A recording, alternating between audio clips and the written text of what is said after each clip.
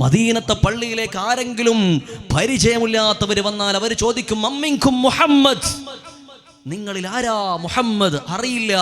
സ്വഹാബത്തിന്റെ ഇടയിൽ അത്രമേൽ ഇടപഴകി നബി സല്ലല്ലാഹു അലൈഹി വസല്ലം തങ്ങൾ ജീവിക്കുകയാണ്. സാധാരണക്കാരനായി ജീവിക്കുന്നു. ഖന്തക്ക് നോക്ക് നിങ്ങൾ. നബി സല്ലല്ലാഹു അലൈഹി വസല്ലം തങ്ങൾ സ്വഹാബത്തിന്റെ കൂടെ അവിടെ നിന്ന് മണ്ണ് വെട്ടുകയാണ്, കുഴിയെടുക്കുകയാണ്. സ്വഹാബത്ത് കൂടിയിട്ട് പൊട്ടാത്ത പാറക്കല്ല് വരുമ്പോ ഹബീബായ തങ്ങള് അവിടെ നിന്ന് മുറിച്ചു കൊടുക്കുന്നു. എന്തൊരു നേതാവാണ്! അലിയാർ തങ്ങൾ പറഞ്ഞില്ലേ, ഞങ്ങളൊരു യാത്രയിൽ 3 പേര് ഒട്ടകത്തിന്റെ പുറത്താണ്, ഞങ്ങൾ 2 പേരും മാറി മാറി ഇങ്ങനെ കയറു പിടിക്കാമെന്ന് വിചാരിക്കുമ്പോൾ മുത്തുനബി തങ്ങളെ ഊഴമെത്തുമ്പോൾ ഹബീബായ തങ്ങൾ ചാടിയിട്ട് താഴെറങ്ങാണ്. എന്നിട്ട് ഒട്ടകത്തിന്റെ കയറു പിടിക്കുന്നു. ഞങ്ങൾ 2 പേരും മുകളിൽ.